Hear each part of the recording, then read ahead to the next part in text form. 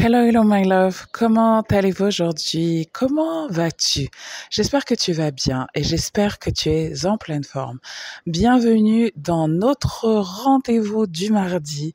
C'est la minute coaching, la minute motivation. Et aujourd'hui, je vais te révéler 5 secrets de médium pour que tu fasses plus confiance à ton intuition.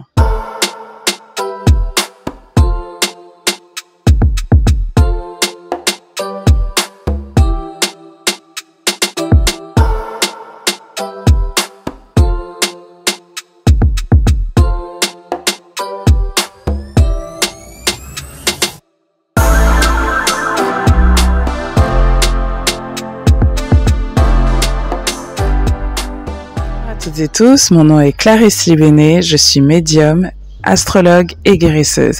Et sur cette chaîne, je suis là pour vous livrer les secrets du féminin sacré et vous aider à guérir vos blessures du corps, de l'âme et de l'esprit. Si vous avez envie d'aller plus loin avec moi, n'hésitez surtout pas à réserver une séance de consultation en voyance grâce à l'art divinatoire des Coris. N'hésitez surtout pas à rejoindre mon cercle de méditation, les Divine Sisters, où vous aurez accès à l'ensemble de mon catalogue de méditation. Et puis n'hésitez surtout pas également à prendre des renseignements sur l'une de mes retraites que j'organise ici à Sali, des retraites de guérison spirituelle pour que vous repartiez lavé, propre et transformé dans votre vie. Donc aujourd'hui, on est là pour parler de votre intuition. Ça vous est jamais arrivé de vous dire « Mon Dieu, si j'avais écouté ma petite voix !» Si seulement j'avais écouté ma petite voix. Et je pense qu'en fait, en tant que médium, c'est aussi mon rôle de vous aider, vous, à faire plus confiance à votre intuition. Mon intuition, c'est mon principal outil de travail, si ce n'est le seul. C'est celui qui me guide au quotidien, c'est celui qui m'aide à vous guérir, à vous me connecter à vous, à me connecter à vos maisons, à me connecter à vos guides, à vos anges, à vos ancêtres, pour vous délivrer ces messages toutes les semaines que vous me dites sont d'une précision. Vous demandez même si je suis chez vous. Mon intuition, c'est celle qui m'aide à prendre de bonnes décisions. Et parfois, il y a des moments où on n'a pas confiance en son intuition. Et je suis sûre que si vous regardez cette vidéo, vous vous dites, non mais en fait, j'aimerais vraiment apprendre à mieux écouter ma petite voix. Donc aujourd'hui, je vais vous livrer 5 conseils qui vont transformer votre vie et qui vont vous aider à écouter votre voix intérieure, à lui faire plus confiance, de manière à ce que la vie soit plus facile, que vous arrêtiez d'être dans la résistance et dans les blocages et que vous puissiez suivre le flot naturel de votre vie. Premier conseil que je peux vous donner, c'est d'écouter les signaux qu'envoie votre corps. Votre corps est un de vos principaux outils. Et je vais vous donner un petit exercice que vous pourrez faire aujourd'hui pour vous aider à muscler votre muscle de l'intuition. Lorsque vous avez une décision à prendre ou lorsque on vous pose une question tout simplement, et que vous n'êtes pas sûr de la réponse, posez-vous la question et demandez-vous, fermez les yeux, respirez,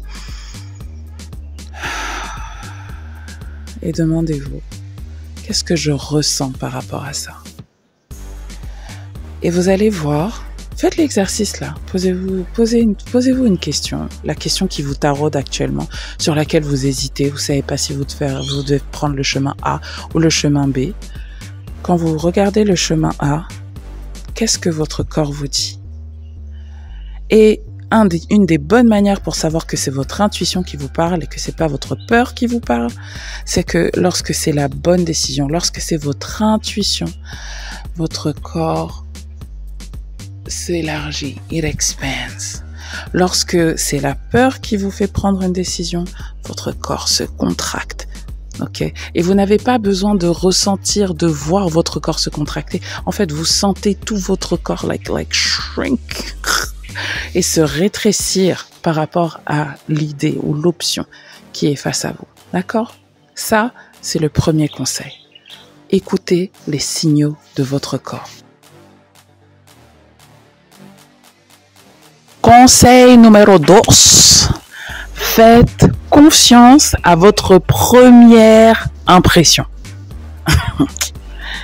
Tu sais, ça t'est jamais arrivé de te dire, non, mais putain, je regrette.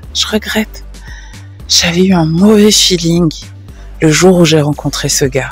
J'ai eu un mauvais feeling le jour où j'ai rencontré cette personne. Et je me suis pas écoutée. J'ai voulu persister. J'ai voulu y aller. Tu sais, dans le langage intuitif, il y a le langage inconscient. Les gens parlent et disent sans même ouvrir leur bouche. Ils parlent avec leur corps, ils parlent avec leur gestuelle et ils parlent avec l'intonation de la voix. Ils parlent aussi avec leur aura, c'est-à-dire leur fréquence vibratoire. Et toi, peut-être que tu penses ne pas savoir lire ça, mais ton corps le sait. Ton corps le sait. Et la première fois que tu rencontres quelqu'un, tu as une intuition forte concernant cette personne. Et si tu fais confiance à cette première impression, je peux t'assurer qu'elle est rarement mauvaise. Tu peux te dire, oui, non, heureusement que j'ai pas fait confiance à ma première impression parce que finalement la personne elle est sympa et finalement ceci et finalement cela. Et des années plus tard, tu te rappelleras qu'en fait, la première fois que tu as vu cette personne, tu avais senti qu'il y avait quelque chose qui n'allait pas. Ok? Donc, tu vas me dire, mais Clarisse, peut-être que c'est de la peur. Peut-être que c'est juste de la peur. Rappelle-toi ce que je t'ai dit, conseil numéro 1. Écoute ce que ton corps te dit. Ok? Quand tu penses à cette personne, est-ce que ton corps s'élargit ou est-ce que ton corps rétrécit? Ok? Rappelle-toi, ton intuition te connecte à une opportunité et l'expérience. Et ta peur répond à une menace. Écoute-moi bien, je répète. Ton intuition répond à une opportunité et la peur répond à une menace. 3e conseil.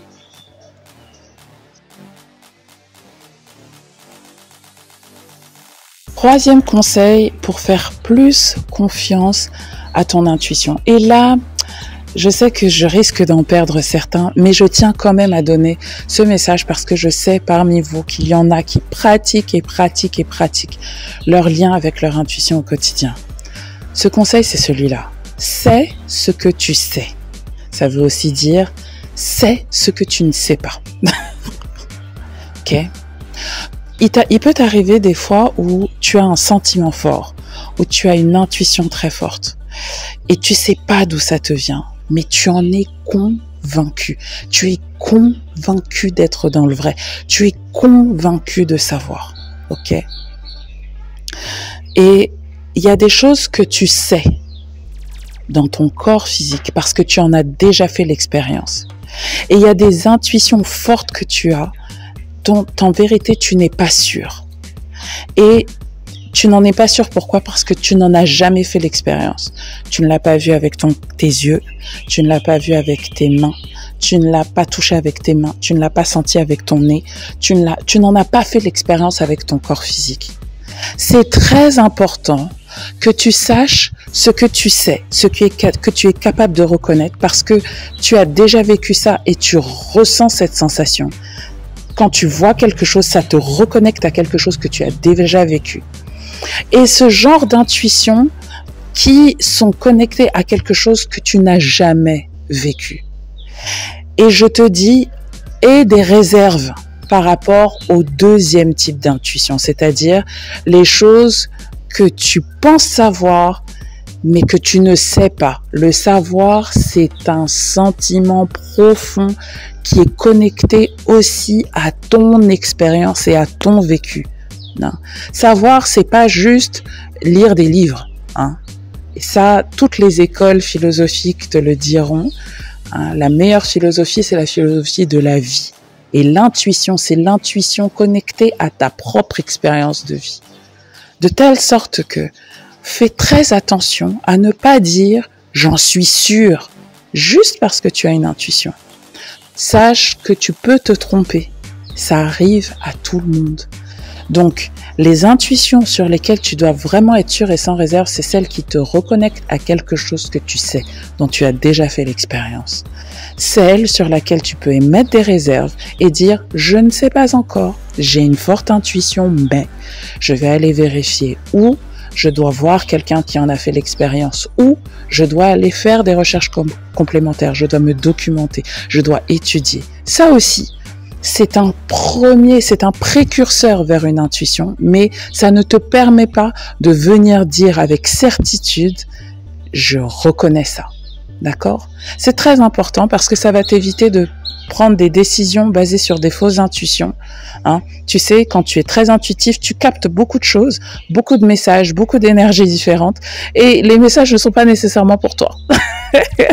Et ça, croisant mon expérience de médium, ça m'a été très difficile au début de faire la différence entre ce qui était pour moi, ce qui n'était pas pour moi. Donc, c'est très important que tu saches faire la différence entre les deux. Ok. Quatrième conseil que je peux te donner pour faire davantage confiance à ton intuition. C'est simple. Écoute tes émotions. Écoute tes émotions tous les jours. Vraiment, la question que tu dois te poser au quotidien, quel que soit en fait ce que tu vis dans la vie, c'est qu'est-ce que je ressens par rapport à ça? Et si tu fais n'importe quel de mes programmes de coaching ou que tu rejoins mon école, en particulier un programme qui s'appelle Extrasensoriel, qui est fait pour augmenter justement tes capacités intuitives, augmenter ta clairvoyance, augmenter ta clairsentience, augmenter ta clairaudience, c'est te demander qu'est-ce que je ressens et d'avoir un vocabulaire très riche et varié par rapport au panel d'émotions que tu peux ressentir. Est-ce que en ce moment je ressens de la jalousie? Est-ce que en ce moment je ressens de la culpabilité? Est-ce que je ressens de la peur? Est-ce que je ressens de la joie? Est-ce que je ressens de l'excitation? Qu'est-ce que je ressens? Et ça, c'est une question que tu dois te poser tous les jours. Donc, mon petit exercice que je vais te donner, c'est tous les matins, tu vas écrire sur ton journal d'intention. Voilà, comment j'ai envie de me sentir aujourd'hui. J'ai envie de me sentir exubérante, j'ai envie de me sentir créative, j'ai envie de me sentir ceci, j'ai envie de me sentir cela. Et le soir, tu vas te dire, ok, qu'est-ce qui s'est passé aujourd'hui? What happened to me today? Qu'est-ce qui s'est passé aujourd'hui? Quels ont été les événements marquants de ma journée? Et comment je me suis sentie? Et tu vas prendre le temps le soir de te reconnecter avec cette émotion pour que tu puisses l'identifier clairement. En fait, l'intuition, c'est de l'émotion, c'est-à-dire être capable de reconnaître une émotion, parce que l'intuition, c'est du spirituel.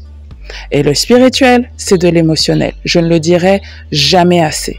Et si tu ne connais pas tes émotions sur le bout des doigts, tu ne seras pas capable de reconnaître les émotions chez quelqu'un d'autre. Et donc, ton radar, intuitionnel sera zéro, bloqué, nul. D'accord? Donc, prends l'habitude tous les jours de te demander qu'est-ce que je ressens? Et tu verras que ton intuition va monter à des kilomètres et des kilomètres. Cinquième et dernier conseil que j'ai pour toi aujourd'hui. Si tu veux apprendre à davantage faire confiance à ton intuition, c'est d'écouter ta petite voix. Alors là, ça va être très important, surtout pour les clairaudients. Mais tu sais, on a tous une voix intérieure. Une voix intérieure qui nous dit quoi faire, qui nous dit où aller, qui nous dit quoi faire et qui nous dit où aller. Et souvent, cette petite voix, on veut pas l'écouter. Ok? Et pourtant, cette voix, elle est connectée à nous, à notre moi supérieur. Ok? On a la version de nous qui est là, sur Terre, sur un plan terrestre. Ok? Mais on a une version de nous qui est beaucoup plus haut. Notre âme, qui est capable de voir le passé, le présent, l'avenir, et qui est capable de nous guider sur le chemin. Cette petite voix, ça peut être aussi la voix de tes guides qui passent par le canal auditif pour t'envoyer des messages. Ça peut être aussi la voix de tes ancêtres qui peuvent t'envoyer des messages et te dire voilà comment je vois les choses, etc. Et ça ne veut pas dire que tu es obligé d'exécuter ce qu'on te dit. mais au moins que tu l'écoutes, que tu le sondes et que tu le questionnes. Parce que, comme je te disais tout à l'heure, tu peux capter beaucoup de choses, des choses qui sont à toi, des choses qui sont pas pour toi, des choses qui sont vraiment pour toi, qui peuvent vraiment t'aider, mais avec lesquelles tu n'es pas d'accord. Et il faut toujours prendre son temps avant de prendre quelque décision que ce soit, afin que tu puisses davantage faire confiance à ton intuition. Tu peux, par exemple, lorsque tu entends cette voix intérieure, la tester. Tu peux dire, bon bah ok, j'aimerais bien t'écouter, mais moi j'ai besoin de garantie. Ok, donne-moi un signe. Give me a sign. Ok.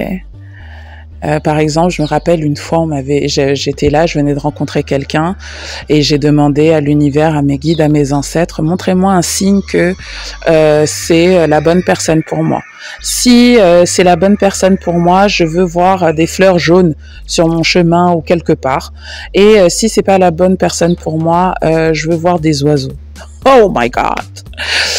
Je suis allée me promener. Je pense que j'ai gardé cette photo, je l'ai envoyée à ma sœur. J'ai vu le nuage rempli d'oiseaux qui sont venus sur moi et il y en a même un qui m'a laissé une petite trace sur l'épaule. Et en effet, cette personne n'était vraiment pas pour moi. J'ai appris beaucoup de choses, mais ce sont des leçons que vraiment, j'aurais préféré ne pas avoir à apprendre parce qu'en vérité, je les avais déjà apprises. Donc, tu vois, demander un signe, ça peut être très utile pour toi. Voilà ma chérie, j'espère sincèrement que ces 5 conseils de médium pour faire davantage confiance à ton intuition t'ont aidé. N'hésite pas à liker, n'hésite pas à commenter, n'hésite pas à partager et je te donne rendez-vous la semaine prochaine pour une nouvelle minute de coaching, 25 minutes on top et vendredi pour un nouveau rendez-vous sur cette chaîne que je te laisserai découvrir. N'oublie pas de mettre la petite cloche de notification pour être prévenu. Allez, gros bisous à toi. Bye bye. Mouah.